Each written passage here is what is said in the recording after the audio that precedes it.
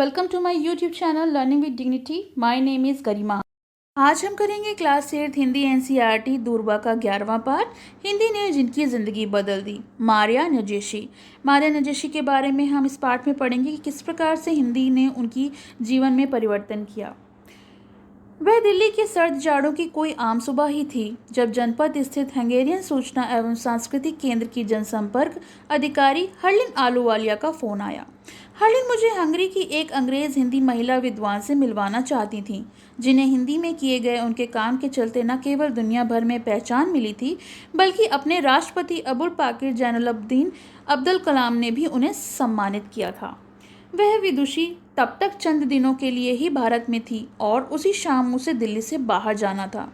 लिहाजा सुबह 10 बजे का समय मुलाकात के लिए तय हुआ। भले ही वह महिला हिंदी के चलते जानी पहचानी जा रही थी, लेकिन थी तो वो अंग्रेज़ ही। इसीलिए उनसे बातचीत करने वाले जो सवाल पूछे जाने थे, उसकी एक फहरिस्त यानी सूची तैयार करी गई। हिंदी के साथ साथ अंग्रेजी का भी ध्यान रखा गया, क्या पता संवाद के दौरान किस चीज़ की ज़रूरत आ पड़े।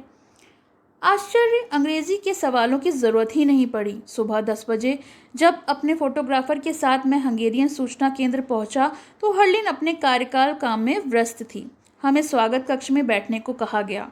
हम बैठकर अभी गरम गरम कॉफ़ी ही पी रहे थे, तभी एक अंग्रेज़ महिला वहां आ पहुंची। उन्होंने अभिवादन की शुरुआत जो की, उन्होंने हमसे नमस्ते करी और शुरुआत जो थी वो हिंदी शब्द से की।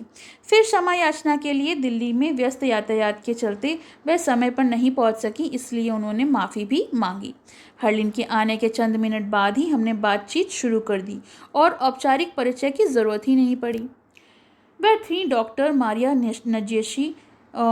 अप्रैल 1953 में हंगरी बुडापेस्ट में जन्मी नजेशी संस्कृत, लैटिन, प्राचीन यूनानी और भारत विज्ञान जैसे विषयों में एमए कर संस्कृत व हिंदी में डायरेक्ट की उपाधि हासिल कर रही थी। यूरोप हिंदी समिति की उपाध्यक्ष और इयोतवोश लॉरेंट यूनिवर्सिटी में हिंदी की विभागाध्यक्ष के तौर पर अकादमिक गतिविधियों से जुड़ी नजेशी ने लगभग 3 दर्जन यानी 36 से भी अधिक किताबों का हिंदी से हंगेरियन और हंगेरियन से हिंदी में अनुवाद किया था। हमारी बातचीत के बीच छठे विश्व युद्ध हिंदी सम्मेलन और जॉर्ज ग्रेशियन सम्मान से सम्मानित नजेशी को भारत, वहाँ की भाषा, यहाँ के लोग, यहाँ के शहर, फिल्में, साहित्य, राजनीति और संस्कृति कैसी लगती है तथा उनके खुद के बचपन कैसा था, उनका हिंदी से जुड़ाव किस प्रकार हुआ, इस तरह के तमाम सवालों से गुजरना पड़ा और यकीन मानिए सभी के जवाब उन्होंने बिंदास अंदाज में दिए। लेकिन नजेशी ने बातचीत की शुरुआत शिकायतों से की। उनका कहना था कि भारत बहुत बड़ा देश है, यहाँ की परंपरा बहुत समृद्ध है, पर यहाँ के जो फिल्में वाले हैं, जो फिल्म बनाते हैं, वो छोटी छोटी बातों पर झूठ बोलते नहीं बल्कि झूठ दिखाते भी हैं और इस बात पर उन्हें बहुत दुख होता है। उन्होंने एक फ़िल्म की बात की जिसका नाम था हम दिल दे चुके सनम। उन्होंने बताया कि उसकी पूरी शूटिंग, ये पूरी जो फिल्म है उसकी पूरी शूटिंग हंगरी में की गई, बल्कि हमारे शहर बुडापेस्ट में की गई थी, लेकिन फिल्म में उसे इटली का शहर बता दिया गया। इस झूठ की ज़रूरत क्या थी? यूँ तो उस धरती के साथ भी नाइंसाफ़ी है, क्योंकि जो उसका हुस्न है, जो उसकी आसपास के नज़ारे थे, वो कैमरे में कैद तो किए गए, मगर उसे दूसरी जगह का नाम बता दिया गया। नजेशी की इस शिकायत का कोई जवाब देते नहीं बना, लिहाजा यह कहकर कि हम आपकी इस बात हम दिल दे चुके सनम दिखाने वाले सभी दर्शकों के पास भी पहुंचा पाएं तो अपने पाठकों तक ज़रूर पहुंचा देंगे, ताकि उन्हें सच्चाई का पता चले, और क्षमा मांगी गई। उसके बाद हिंदी से उनके जुड़ाव के बारे में मैंने जानना चाहा तो वैसे अपने बचपन में वो लौट गईं। उन्होंने अपने बचपन की बात बताना शुरू की। हंगरी में संयुक्त परिवार की सोच नहीं है। पति, पत्नी व बच्चे भी केवल 20 साल की उम्र तक माता पिता के साथ रह सकते हैं। कुल मिलाकर एक इकाई का छोटा परिवार। तकरीबन 30 साल पहले मेरे माता पिता का तलाक हो गया था। दोनों ने दूसरा विवाह किया। आज मेरी माँ की उम्र 81 साल है और वह अकेले रहती हैं। उनकी मौसी भी 86 साल की हैं और वो भी अकेली रहती हैं, और उन्होंने भी शादी नहीं की, क्योंकि उन्हें काम व शादी में से किसी एक को चुनना था। अगर वो बच्चे, पति, परिवार को चुनती तो वो आज वो ना कर पाती जो वो करना चाहती थीं। उन्होंने हिंदी के लिए अपना जीवन समर्पित कर दिया। और उन्होंने ये भी बताया कि जो शुरुआती 20 साल थे वो बहुत छोटी जगह पे बीते थे। मैं बचपन से ही इंसानी जीवन के शुरुआती दौर को जानना चाहती थी। इसलिए ही मैंने ग्रीक, लैटिन, यूनानी और संस्कृत भाषाएं पढ़ीं। एमए की पढ़ाई के बाद उन्होंने एक प्रकाशन संस्थान से खुद को जोड़ लिया। उस दौरान हंगरी ने केवल जो इतने लोग थे उनमें से एक ही दो लोग जो थे वो हिंदी जानते थे।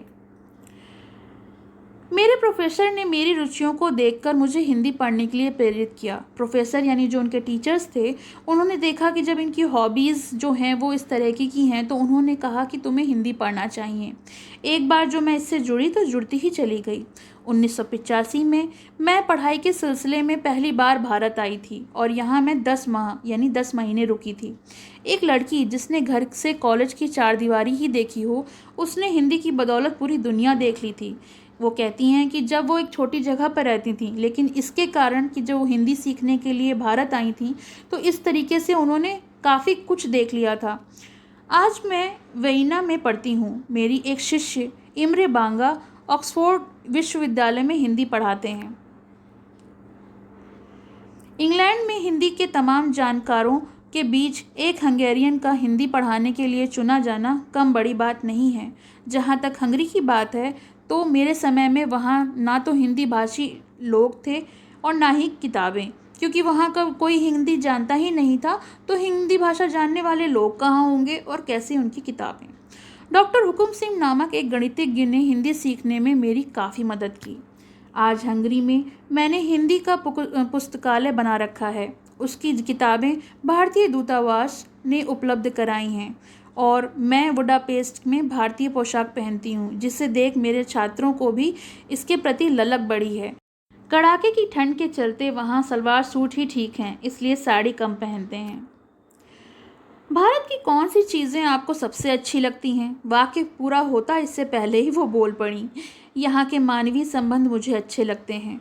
मेरे खुद के ढेरों रिश्ते यहाँ हैं जो सालों साल से बरकरार हैं, पिता, भाई व दोस्त की तरह। यहाँ के लेखकों में मुझे प्रभावित किया है। असगर वजाहत के साथ हंगरी में 5 साल तक साथ साथ काम किया है। असगर वजाहत जो हैं वो एक इंसान हैं जिनके साथ इन्होंने 5 साल काम किया है। अशोक बाजपेयी, राजेंद्र यादव, अशोक चक्रधर, जैनेंद्र कुमार जैसे लेखकों से इनका संपर्क रहा है। भारतीय खाने में पूरी, मटर पनीर उन्हें बहुत पसंद है। यहाँ का कौन कौन सा शहर, कौन सी फिल्में आपको पसंद हैं? नजेशी का जवाब था, दिल्ली तो अपना शहर है, इसलिए कुछ कहूँगी नहीं। मैं 7 साल बाद दिल्ली आई तो सीएनजी का असर देखा। यहाँ का प्रदूषण कम हुआ है, हरियाली बढ़ गई है। पौंडीचेरी, मसूर, उदयपुर मुझे काफ़ी पसंद है और सच कहूँ तो जहाँ भीड़ कम है, हवा ज़्यादा है, वे शहर मुझे बहुत अच्छे लगते हैं। उनका मानना था कि जो शहरों में कम प्रदूषण है वो उनको ज़्यादा पसंद है। रही फिल्मों की बात, तो भारतीय फिल्मों में हंगरी में बहुत कम पहुंचती हैं। वैसे भी पूरे हंगरी में केवल 500 हिंदुस्तानी हैं। 10 साल पहले तो केवल 50 ही थे। जहाँ तक मेरी बात है तो मुझे फिल्म में उमराव जान काफ़ी अच्छी लगी। नसरुद्दीन शाह व शबाना आज़मी मुझे अच्छे लगते हैं, शायद इसलिए कि ये कला फिल्मों से जुड़े कलाकार हैं। मनोरंजन की ज़रूरत तो इंसान को कभी कभी पड़ती है, पर कला फिल्में ज़िंदगी का हिस्सा हैं, आप इनसे मुंह नहीं मोड़ सकते। धर्म और राजनीति के बारे में नजेशी का ख्याल पूरी तरीके से तार्किक है। उनके मुताबिक मैं हर तरह के मंदिर, मस्जिद व चर्च गई, पर मैं ना इधर की हूँ ना उधर की। मैंने धर्म के बारे में काफ़ी कुछ पढ़ा है और मैं इसके हर रूप से परिचित हूँ, लेकिन हर धर्म के अंदर करते हुए भी मैं किसी धर्म को नहीं मानती। उनका मानना है कि वो हर धर्म में उनको देखती हैं, मानती हैं, लेकिन वो किसी एक धर्म को नहीं मानती। रही राजनीति, तो चूँकि मैं समाचार पत्र पत्रिकाएं पढ़ती हूँ, खबरिया चैनल देखती हूँ, इसलिए इसके बारे में थोड़ी बहुत समझ है। दरअसल हंगरी में हर रहकर आप राजनीति प्रभाव से बच नहीं सकते। यहाँ पिछले 15 साल में काफ़ी बदलाव हुए हैं, लेकिन भारत की राजनीति को समझने के लिए पूरी ज़िंदगी चाहिए। मारिया नजेशी से आखिर में आधुनिकता को लेकर उनके विचारों के बारे में पूछा गया। अचरज यह है कि उन्होंने आधुनिकता से असहजता जताई। अचरज का मतलब आश्चर्य। उनका कहना था बहुराष्ट्रीय कंपनियों का प्रभाव इतना अधिक बढ़ गया है कि जगह की कमी, सामान की खासियत और विविधता, वैराइटीज़ में कमी आई है, ख़त्म ही हो गई हैं। हर जगह फास्ट फूड, एक जैसे साबुन, एक जैसे पीने की चीज़ें, एक जैसा शैम्पू, ये क्या है? यह ठीक है कि भूमंडलीकरण ने हमें जोड़ा है, इससे हम एक दूसरे से जुड़े हैं, एक दूसरे को समझ पा रहे हैं, पर लोगों को ये क्यों नहीं समझते कि पूरी धरती जो है वो हमारी है। अगर हम इसे खराब करेंगे तो इसका नतीजा हम सबको भुगतना होगा। कैटरीना, सुनामी, विल्मा, भूकंप और भी न जाने क्या क्या। मैं एक अनुभव से अपनी बात ख़त्म करना चाहूँगी।